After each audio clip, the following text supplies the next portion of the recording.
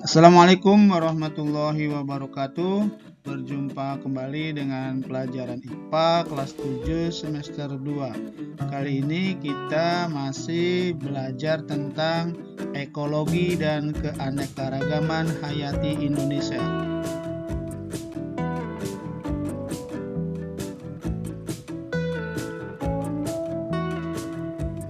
Bagian yang kedua yaitu bagaimanakah interaksi antara komponen penyusun suatu ekosistem.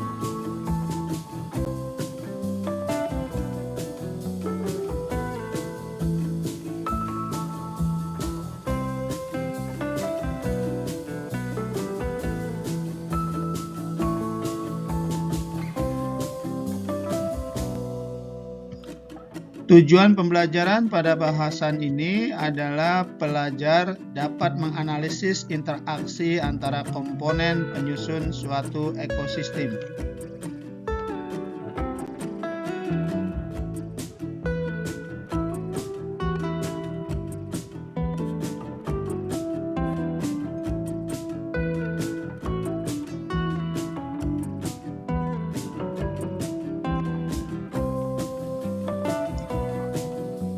Coba perhatikan gambar ini. Ini adalah ekosistem yang ada di kebun sekolah ya. Di sini ada pohon nangka dengan pohon-pohon yang ada di bawahnya ini. Ini terjadi interaksi yang disebut sebagai kompetisi ya, memperebutkan air dan sumber hara yang ada di sekitar sini. Atau juga ada interaksi antara parasit dengan pohon yang ditumpangi ya. Ini yang putih ini adalah jamur. Dan ada juga yang jamur yang bersifat saprofit ya, menempel pada batang pohon yang sudah mati ya. Ini adalah ekosistem yang ada di kebun sekolah. Nah, apa itu ekosistem?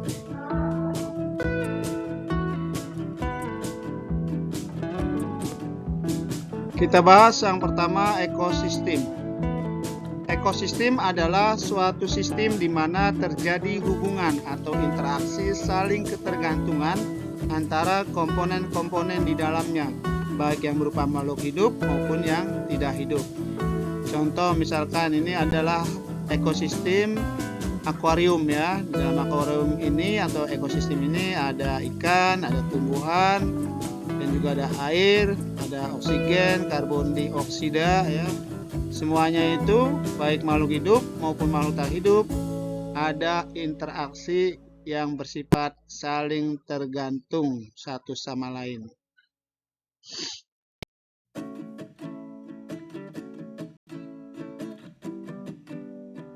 Ilmu yang mengkaji hubungan saling ketergantungan antara makhluk hidup dan tak hidup di dalam suatu ekosistem disebut ekologi.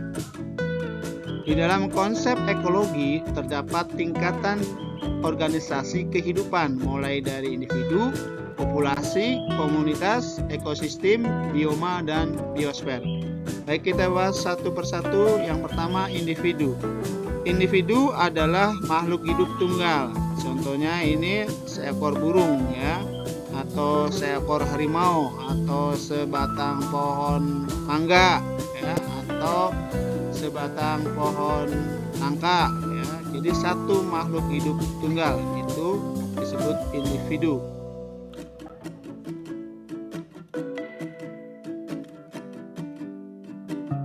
Yang berikutnya, populasi. Populasi adalah kumpulan individu sejenis yang berinteraksi pada tempat tertentu. Jadi contohnya adalah kumpulan burung yang sejenis ya. Jadi lebih dari satu. Itu namanya populasi.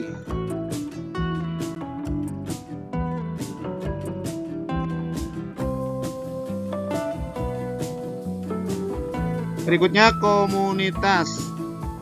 Komunitas adalah kumpulan berbagai makhluk hidup yang berinteraksi dan hidup di area tertentu.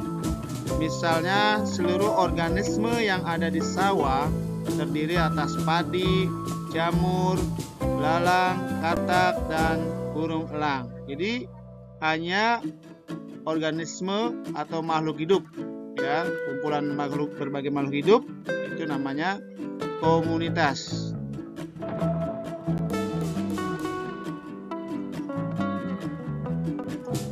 Tingkatan yang berikutnya adalah ekosistem. Ekosistem adalah interaksi antara makhluk hidup di suatu wilayah dengan lingkungannya yang saling mempengaruhi. Ini contoh ekosistem di perairan.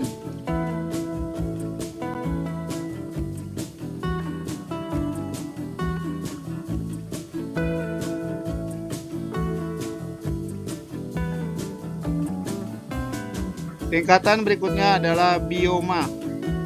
Bioma adalah ekosistem yang sangat luas dan memiliki vegetasi tumbuhan yang khas. Misalnya bioma gurun, bioma tundra, bioma hutan hujan tropis. Ini gambar contoh bioma hutan hujan tropis.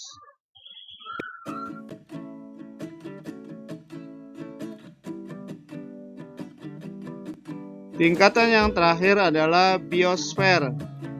Biosfer adalah lapisan bumi yang ada di dalamnya terdapat kehidupan.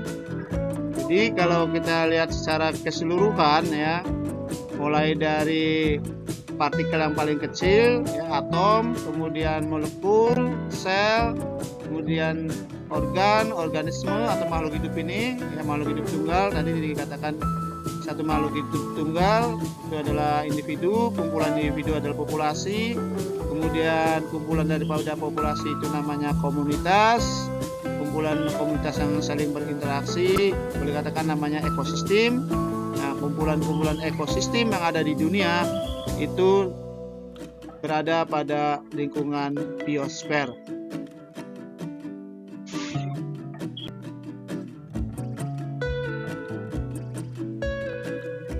Yang kedua, aliran energi. Setiap makhluk hidup memerlukan energi untuk melakukan berbagai aktivitas kehidupan. Hewan mendapatkan energi dengan cara memakan tumbuhan atau hewan lainnya. Sedangkan tumbuhan mendapatkan energi dari cahaya matahari melalui proses fotosintesis.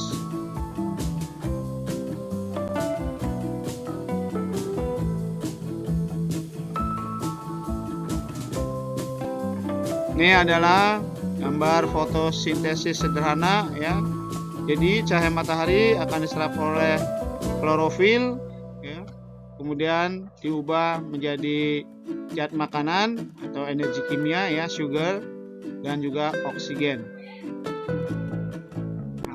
Jadi energi cahaya dari matahari diubah oleh tumbuhan menjadi energi kimia melalui proses fotosintesis.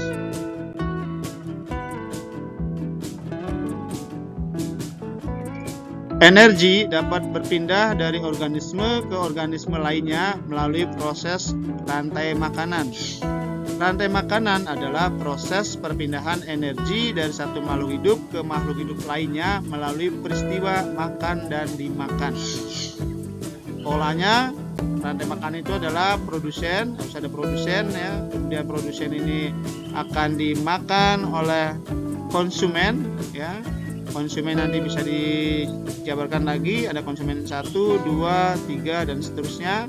Kemudian baik produsen maupun konsumen ketika dia mati maka akan diuraikan oleh dekomposer atau pengurai.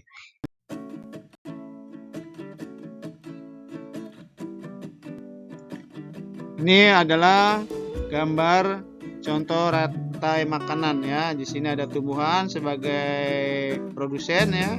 Produsen ini atau rumput ini akan dimakan oleh belalang, maka karena belalang ini adalah konsumen yang pertama memakan produsen, maka belalang ini disebut sebagai konsumen primer atau pertama. Kemudian belalang akan dimakan oleh tikus, maka tikus sebagai konsumen tingkat 2 atau sekunder. Kemudian tikus dimakan oleh ular, maka ular ini sebagai konsumen tersier atau konsumen tingkat 3. Kemudian ular akan dimakan oleh elang ya, elang ini merupakan konsumen puncak ya. Nah, jika semua makhluk hidup tersebut yang ada di rantai makanan ini mati, maka akan diuraikan menjadi senyawa anorganik melalui proses penguraian oleh organisme dekomposer atau organisme pengurai. Contoh dekomposer adalah bakteri dan jamur.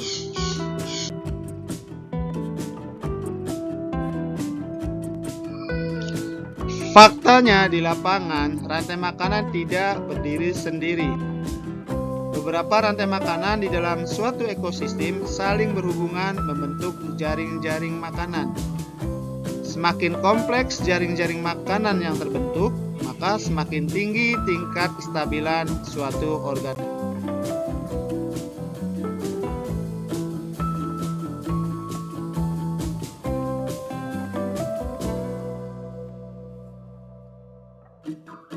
Ini adalah gambar contoh jaring-jaring makanan ya. Jadi ini terdiri dari beberapa rantai makanan yang saling berhubungan ya.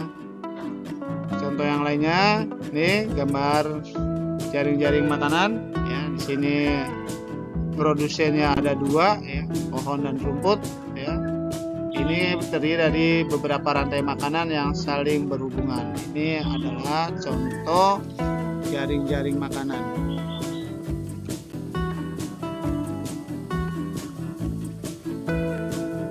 Yang ketiga, interaksi antar komponen ekosistem. Ekosistem tersusun atas komponen biotik dan abiotik, sehingga interaksi antara komponen ekosistem dapat terjadi. Pertama, interaksi antara komponen biotik dengan komponen abiotik. Contohnya pada siklus karbon dioksida dan oksigen. Jadi manusia dan hewan bernafas menggunakan oksigen atau memerlukan oksigen. Kemudian hasil pernafasan itu berupa karbon dioksida akan digunakan oleh tumbuhan untuk fotosintesis. Dan hasil fotosintesis adalah oksigen, nanti dipakai lagi oleh manusia dan hewan, begitu seterusnya.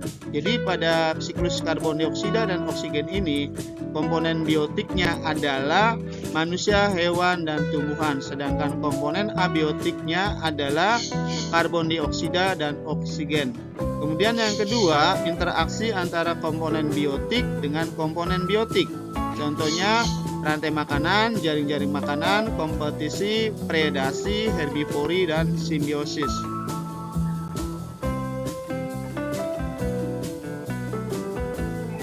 Kita bahas satu persatu. Yang pertama, interaksi kompetisi. Interaksi kompetisi ini terjadi ketika dua organisme bersaing untuk mendapatkan sumber daya yang sama dan terbatas. Contohnya adalah persaingan antara tumbuhan mendapatkan cahaya matahari, nutrisi, dan air. Ini contoh kompetisi ya. Jadi pohon nangka ini bersaing dengan tumbuhan yang ada di bawahnya untuk mendapatkan cahaya, nutrisi, dan air.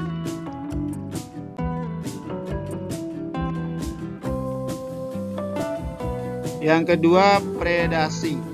Predasi merupakan interaksi antara satu makhluk hidup yang memangsa makhluk hidup lainnya. Contohnya buaya ya, yang memangsa ikan.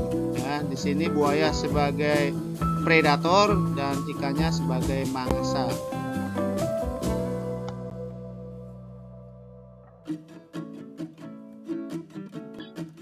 Yang ketiga, herbivori. Herbivori merupakan interaksi yang melibatkan antara herbivora dengan produsen.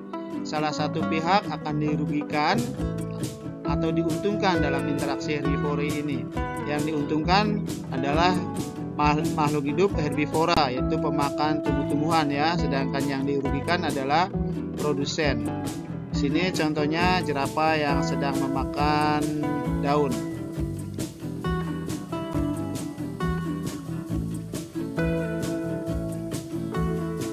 Yang keempat, simbiosis. Simbiosis dalam ruang lingkup ini mempelajari mengenai hubungan erat antara populasi yang menempati habitat yang sama.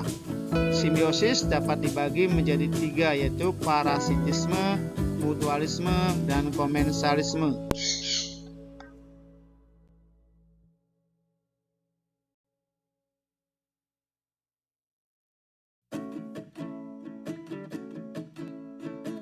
Simbiosis parasitisme.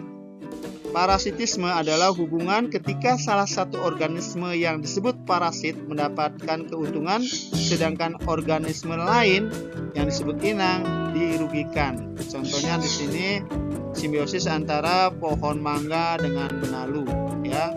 Penalu sebagai parasit yang mendapatkan keuntungan, sedangkan pohon mangga disebut kinang yang dirugikan.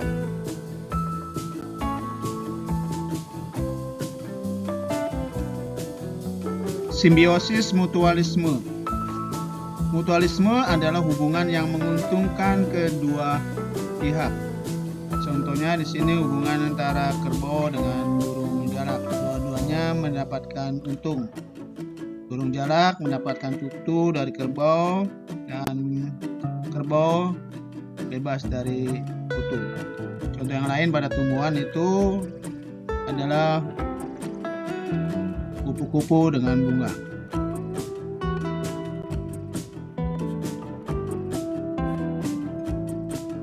Dan yang terakhir, simbiosis komensalisme. Komensalisme adalah hubungan yang menguntungkan salah satu pihak, tetapi pihak lainnya tidak mendapatkan keuntungan atau kerugian. Contohnya sini pohon anggrek dengan pohon yang ditumpanginya ya. Nah, pohon anggrek yang mendapatkan keuntungan, yang ditumpanginya tidak mendapatkan untung maupun rugi.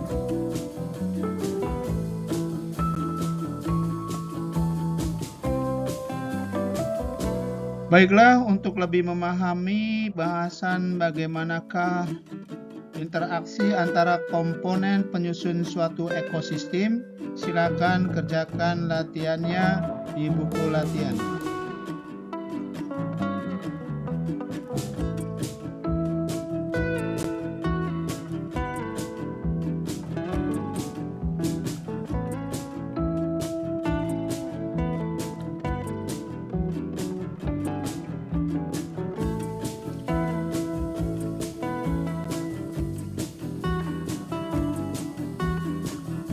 Demikian bahasan tentang bagaimanakah interaksi antara komponen penyusun suatu ekosistem.